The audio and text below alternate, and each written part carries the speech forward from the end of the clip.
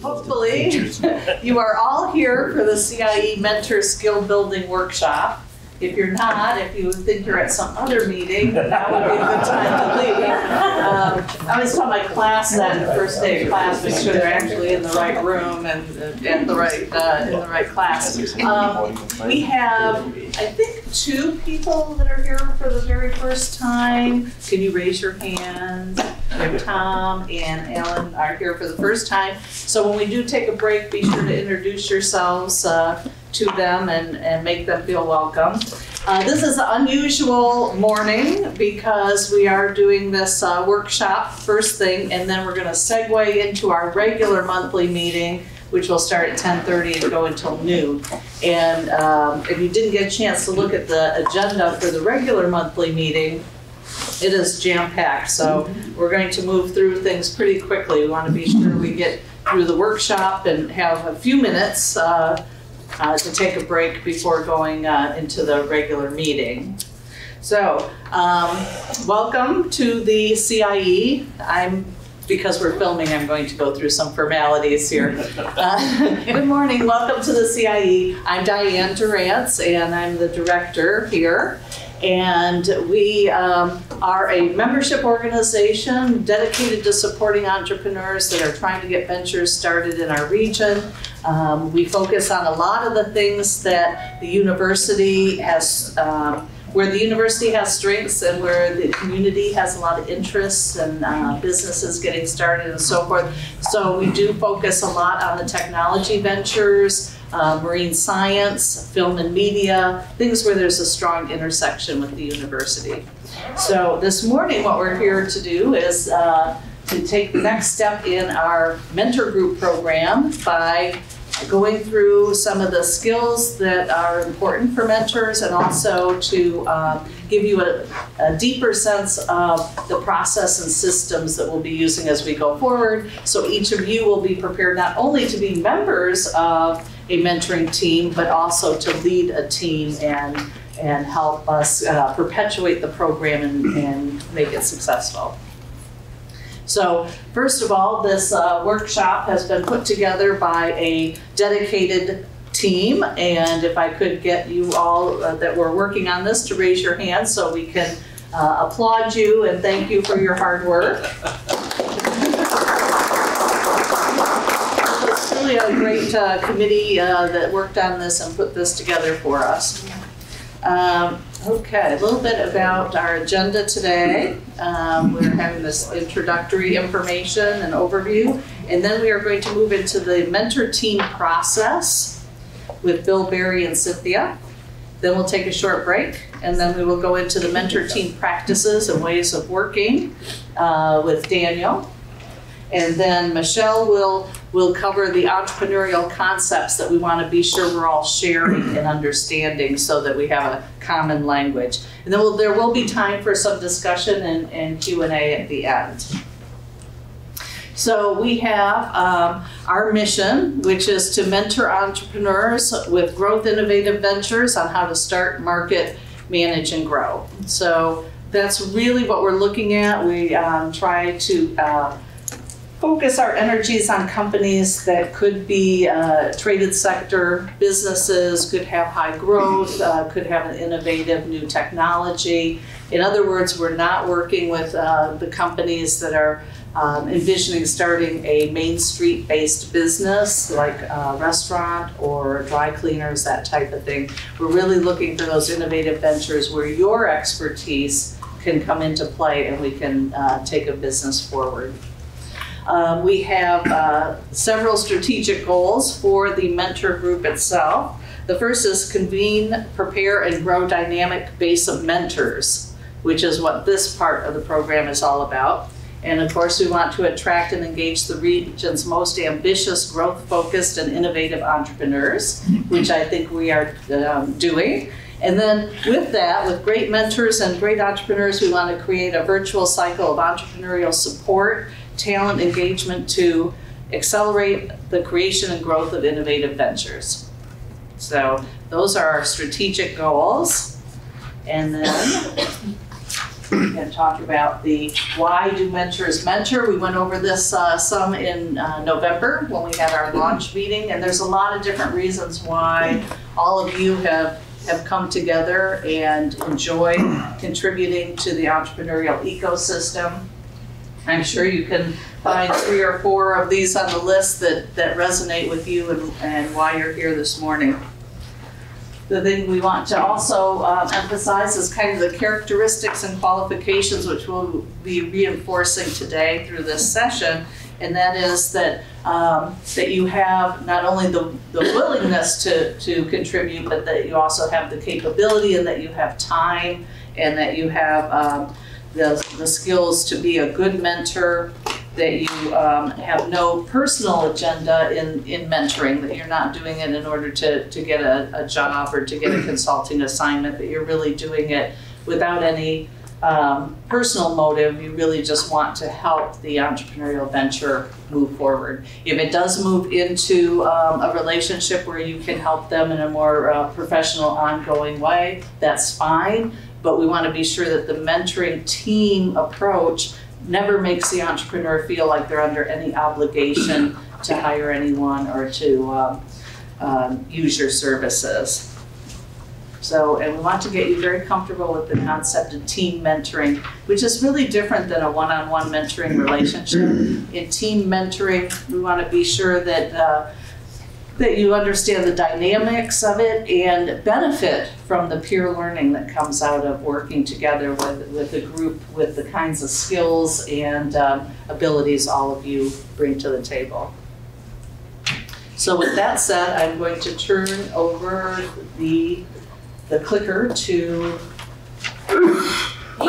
Cynthia. All right. So I'm excited about this because one of the things that we've talked about kind of in an ongoing conversation is that a lot of people want to be mentors or they think they want to be mentors, but when we start to really define what that means, they don't necessarily, they have lots of experiences, but they don't necessarily have a lot of experience being a mentor.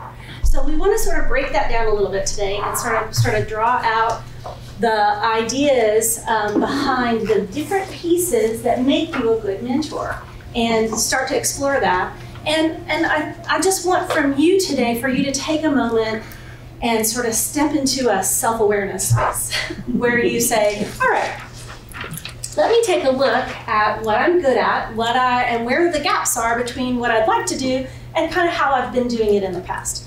I think one of the things that has probably made you quite successful in your careers, because this is what research shows us, is the ability to adapt, and also the ability to be flexible, to see, to be somewhat self-aware and sort of notice the things about yourself that you don't know, and to correct that. So what we're going to talk about today are some things that are typically kind of gaps in understanding and practice of mentors, and give you some really some experiences and some information, both and, so that you can be better at this. Okay, so we want to be the very best mentors we can be. In Laura Lunsford's book, that a lot of what I've sort of based this approach on, she talks about being augmentors and not dementors. Okay, so anybody, Harry Potter fans in here, anybody? So dementors, you know what dementors are? Those of you, okay, if you haven't seen Harry Potter, they're really, really tall, floaty, like ghostly figures, and they're very dark, and they're very scary, and what they do is sort of poison everything, and they suck your soul out, literally. So dementors is kind of not where we want. And augmentors is the place where we want to be. And augmentors are the sort of that orientation that says, hey, has anybody in the room ever tried improv? Anybody? So before I was a psychologist, I went to my undergrad at Pepperdine University. I went there on a music theater scholarship. So I was a musician and still am, and was an actress for years. I still kind of am. And one of the things that I learned in that process is I had to do some improv. And improv is sort of this experience where you get up on stage or you get into a room with a lot of people and you you don't have a script, and so you're kind of flying by the seat of your pants, and people, you have these sort of exercises you go through, and one of the exercises you do is called yes and. And yes and, has anybody ever done yes and? Yes, okay, yes and. Sometimes we use it in business training too, because it helps you to develop an open mindset. Yes and is, you can't say no to anything, right? You have to say, yes, I'm gonna accept that, and I'm gonna add to it. And I'm gonna continue to, so today, I want you to have a yes and orientation.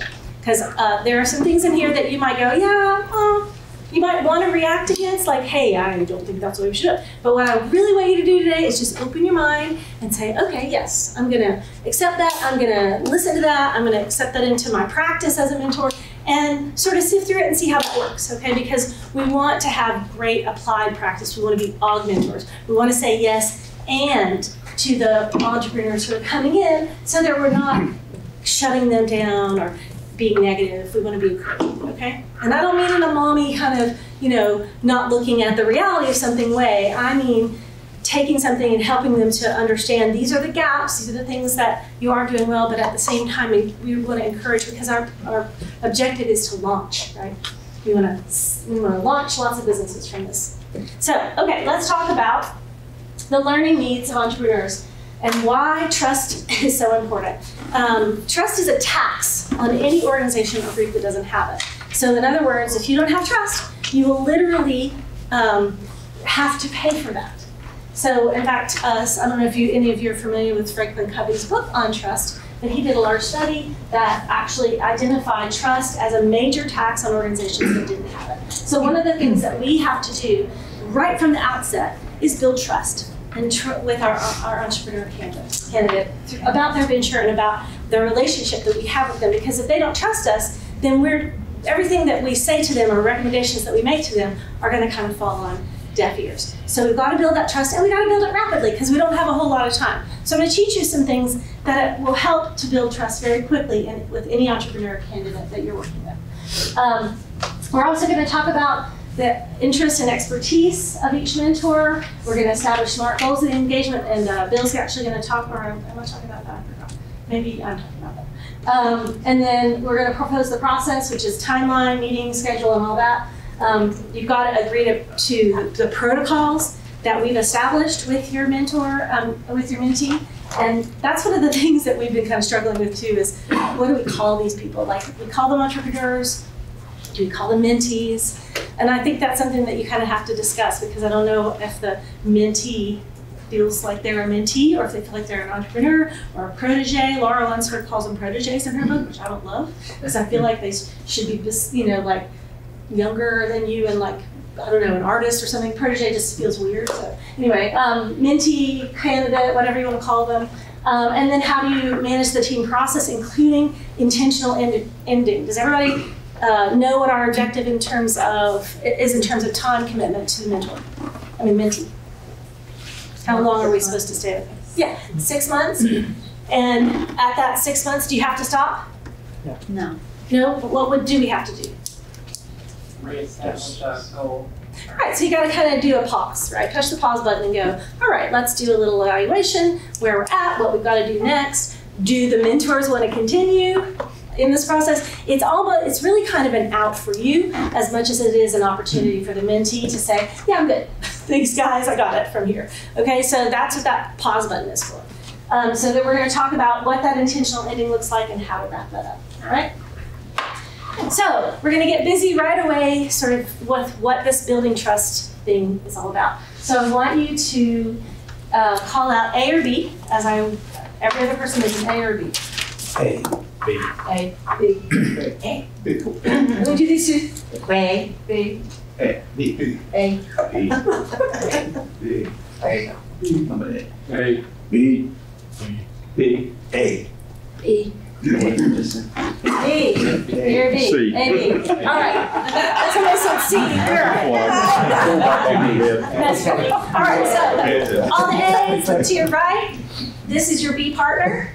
Okay, so I'm going to give you about 90 seconds. If I can get my watch to work that way. I'm going to give you about 90 seconds, and what I want you A's to do is you are going to tell your B a story about something that you are very passionate about. Okay, like top 3 of the things that you are most passionate about. I want you to pick one of those and explain or describe that thing or that commitment or whatever, or that thing you're passionate about. You've got a few minutes, less than 2 minutes to explain that to them, and your most vibrant kind of terminology, okay? And B's, your job is to ignore them in every way possible. So, I want you to send a signal that I am not listening to you, okay? Get ready, get set, go.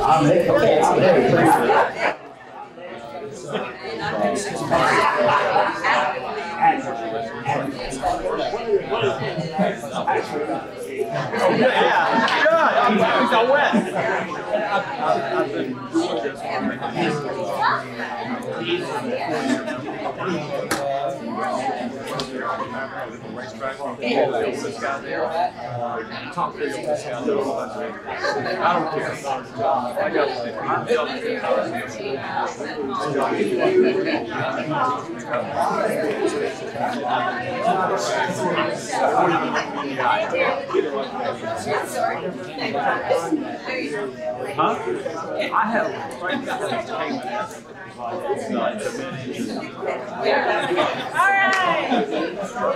All right. Let's get it started.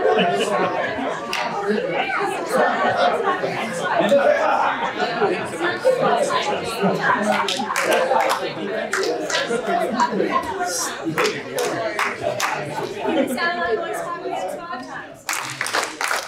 All right, so you guys can't count that 76. Okay, so was that hard? Yeah. It was hard to ignore someone who was telling you? I did listen to that. Okay, so to the extent that that was difficult for you, sort of that kind of gives you a gauge of whether you're good at really ignoring someone or listening to them. We actually, there's a whole lot of research about noise and how we filter it out. And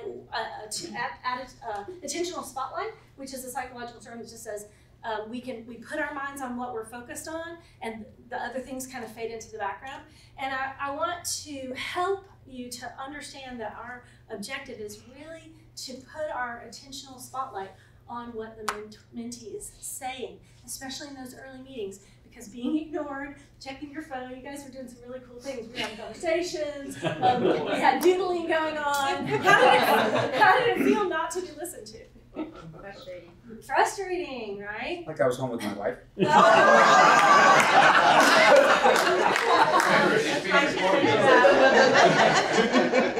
not put this in a place where your wife can find it. Sometimes you ignored the ignoring and just kept plowing forward. Right. Well, sometimes you have to. I mean, have you ever made a pitch in front of a bunch of people who are just looking at their phones? There's actually some song lyrics about that. I'm singing to the crowd and they're staring at their phones.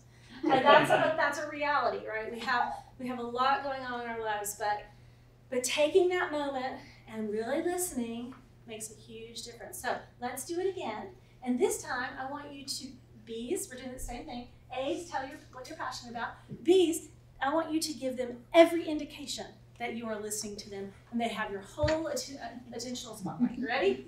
And go.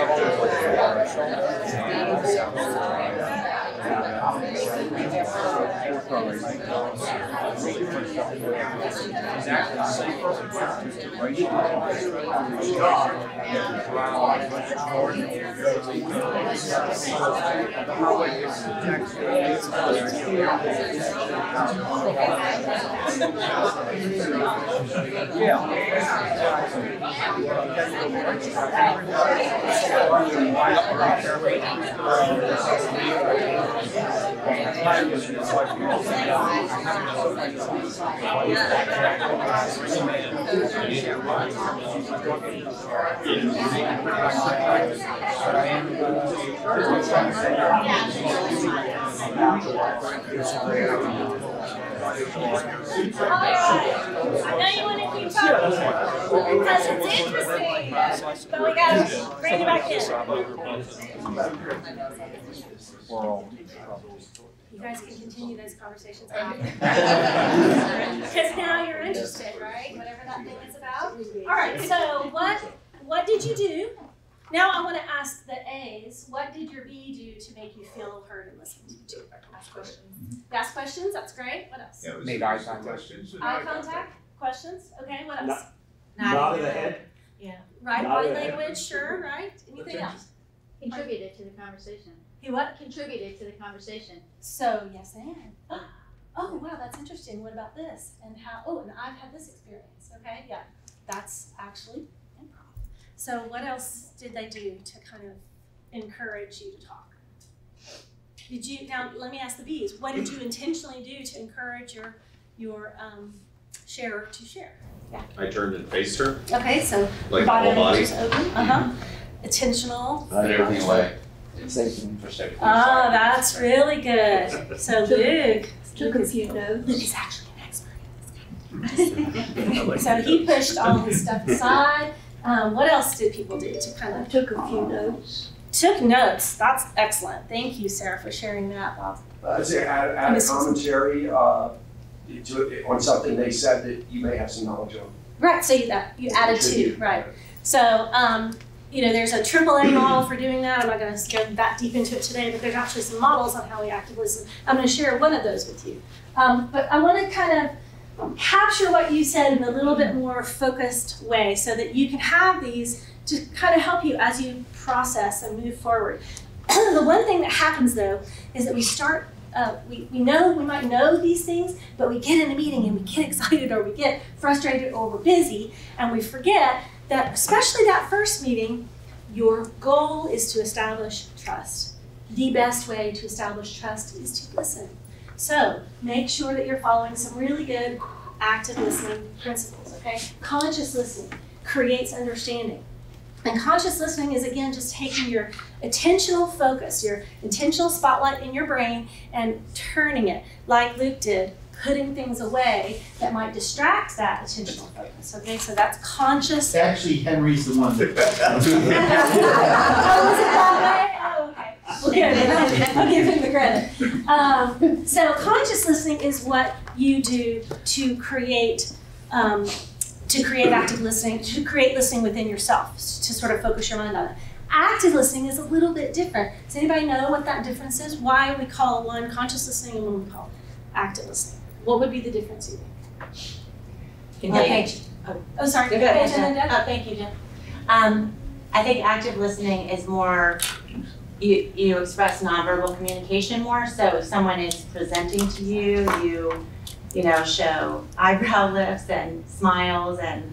Okay, great. Anything to add, Jen? No, just giving feedback that you are engaged and are hearing somehow, either by asking a question or clarifying something, that you've heard something and now you're giving something back. Excellent. Well, listening, active listening is actually a communication. You are actually communicating to the person that is speaking that you are listening, okay? So conscious listening is what you're doing, which is shifting your attentional spotlight in your brain to what's going on, what's being present. Some people call that mindfulness. There's a lot of research on that. It's really interesting. But active listening is the things that you do that convey to the speaker that they're being heard, okay? So it's a little different. It's actually the behaviors, okay? Active listening is sending that signal. So here's some tips for listening and things to remember. Your mouth and your brain have a difference in speed. Anybody know what the difference is? Your mouth speaks around 100 to 125 words per minute. Guess how fast your brain can hear and listen and process?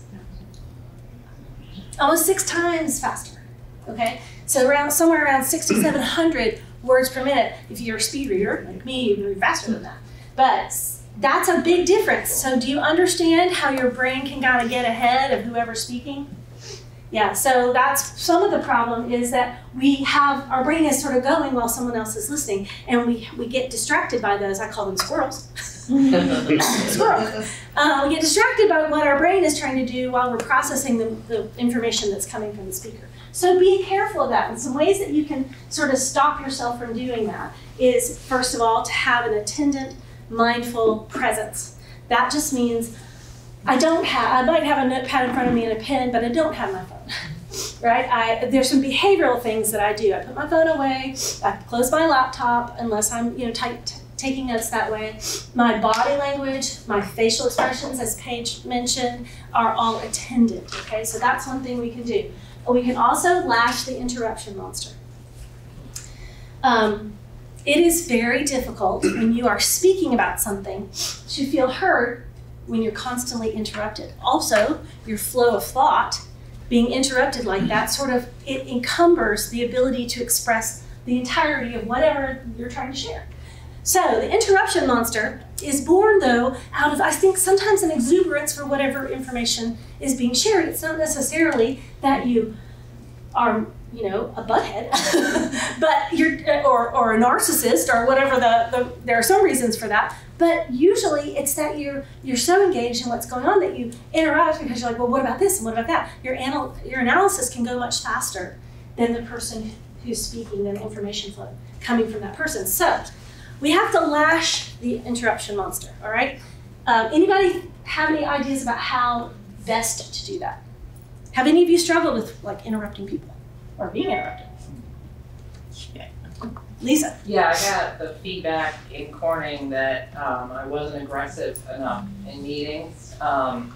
And I was just surrounded by these people that would talk endlessly, and if you didn't jump in, you just never got there. So you were trained to do it. So I literally trained myself to start interrupting people, and I can't stop now. I hate people that interrupt, and it's really bad. It's something I'm now trying to fix because I taught myself to do it. Yeah, and it is, and it's funny because there's actually quite a bit of research on women in business. Females really struggle with that and have to, interruption becomes a modality for them to get their point across because it may be in their environment. I work in nuclear power where there are very few women and it's always an issue. Yes, Charles?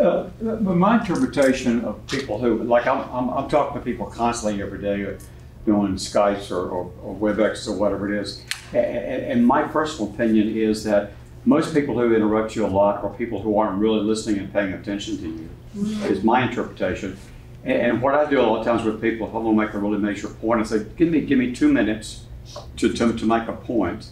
It depends on who I'm talking with. There's some people I talk with, they want to talk more than I do. They don't want to listen to me. So I'll say, give me 2 minutes to make a point. That's an excellent way to do that. For the speaker, you can and also remember, you guys will definitely in the future be leading teams. So this is something to remember.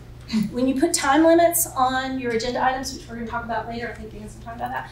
When you put time limits on your agenda items, that actually helps to lash the interruption monster from a structural point of view. So, and even when I have calls with people or something, I'll tell them that we have 30 minutes. Yeah. But some people I talk to, if I don't say anything, they'll talk for an hour and a half. Yeah, it's and they're 3,000 miles away. It's just like we got 30 minutes, and here's the agenda for 30 minutes. Yeah. And this is what I want to talk about. Dan is definitely going to cover that in this afternoon. I a think little bit. Yes. sometimes the reason why I want to interrupt is because I want my opinion to be heard or whatever, and so rather than interrupting, I'll write it down what I'm going to write, Excellent. what I'm going to think about, or what I want to say. So Did I don't you read forget. my notes? No. Yes, that's a great suggestion. And actually, what I was going to talk about next, but I do want to. I was going to say the exact same Yeah. thing. When I have something I want to share and I don't want to interrupt, I'll write it down. Come back to it, right? And even if you have to say, hey, I know we've gone ahead of this a little bit, but can I back this up and come back to this because I had a question? And that is much more. It works so much better for the speaker because they've been able to complete their thought. Now, what's happening is often because your brain's going faster than the speaker can speak, you have all these ideas. So find ways to capture them. Okay, write them down. Type them into your notes, say something real quickly on the side. Don't ever forget to talk about this to the guy or the girl who's managing the process. Just find a way to capture those thoughts in a way that doesn't interrupt the speaker, okay? And suspend your judgment and analysis. This is the hardest one. Because when people are speaking, what we are often doing is formulating what we're gonna say next in our mind. Come on. You've all done it. No liars in this room today. We all have this struggle because we're successful people, we're analytical people. When we hear things, it creates what's called psychological arousal, and psychological arousal is great because it's the foundation of creativity. It's what sparks the new thing that whatever we're going to do, we're going to make it happen. So it's good, but at the same time, we've got to, when we start analyzing something, we stop listening. And analysis is a separate process. When I teach conflict resolution, one of the things that I do is I help to create an environment where we do something called brainstorming without evaluation. And I use this very cheesy idea, which brainstorming is like the rainstorm of ideas, okay? You don't go out and catch individual drops and analyze them, right? You wait till they all get in a bucket, and then you can use that water. And that's the image I want you to have in your mind of how we should go about listening. We want to catch all the ideas and all the information that the mentor is sharing or whoever is sharing, and then we can look at that bucket and see what we've got, okay? But catching individual ones only inhibits you from being fully present and listening to what's going on, all right? And then summarize, and I want to talk about the usefulness of the word so. Especially for those of you who aspire to be mentor team leaders, which we need, because me and Diane and Heather cannot lead all these teams. And we really need some others who are going to step up to the plate and say, yes, I'll facilitate this process. And this is how you get good at that, okay? You think metacognitively. What is metacognition? A big word. It's a big word. We psychologists love big words. What's metacognition? Anybody help me? Come on. I don't even know. Oh! Student in the back knows. Thinking about thinking. Thinking about the way you think about something. Very good. It's also sort of, if you think about it like an umbrella or structure, you're thinking about the structure of something, not just the thing itself, okay? So metacognition is knowing when the process, what parts of the process we're in. And so when we get to the place where a lot of ideas have kind of been shuffled around and there's a lot of analysis going on, there's a moment, and the leader, you're gonna develop this skill if you don't have it now. There's a moment when it's important to go, okay, let's summarize what we got here before we take the next step. That's the value of the word so. And I want you to learn to use the word so effectively in team process management. So you hear all of this information and it's sort of all moving, and you're moving in a direction, and then there's this pause, and you'll feel it in a team at some point.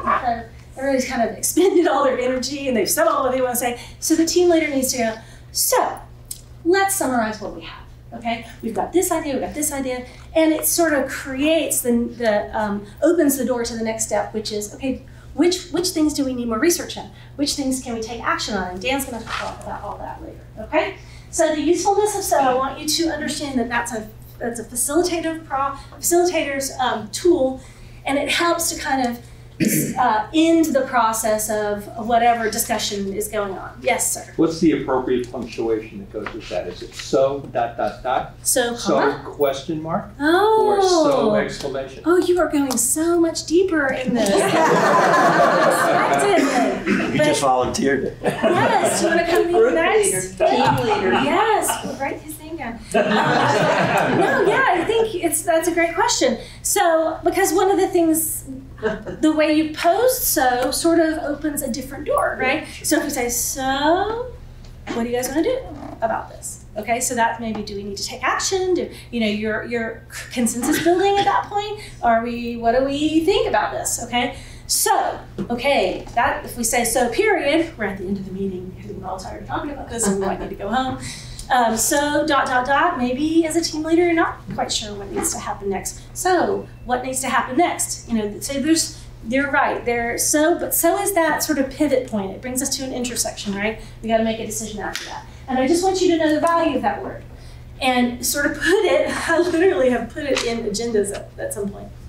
The so what, right? What is the thing that we need to do? Because if we don't create action out of we're gonna have an hour and a half, 6 times with these mentees, and maybe more than that, depending on if we have to meet more frequently because they are getting ready for a pitch for somebody. But at the minimum, we've got this 6-month time frame for an hour and a half each. It's really not very much time. I don't know I know Lisa and others who have been on teams recognize how fast that time goes. And we really want to focus on outcomes, right? We really want to get people moving forward in the process. We want to facilitate the next steps. And if we can't sort of bring the discussion to a stop at some points and create action items, then we're never going to get to that. We have to be action focused. So so gets you to that point. I also want to give you a really good little acronym because we love acronyms. Trainers love acronyms.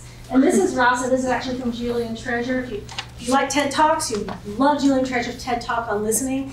It's full of interesting sounds, and so anyway, I gotta check that out. But Rasa is about how to build trust through listening.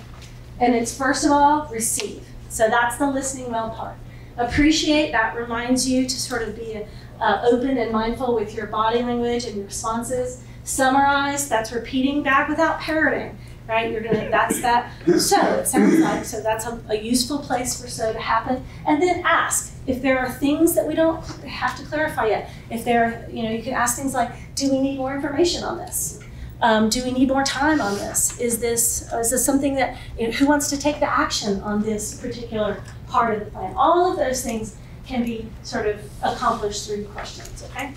So Rasa is just a good reminder and hopefully an acronym that you'll take with you. Okay, I think that's it. And I'm gonna hand it off to Bill, and he's gonna talk about the lead mentor role, which all of you are going to want to do, right?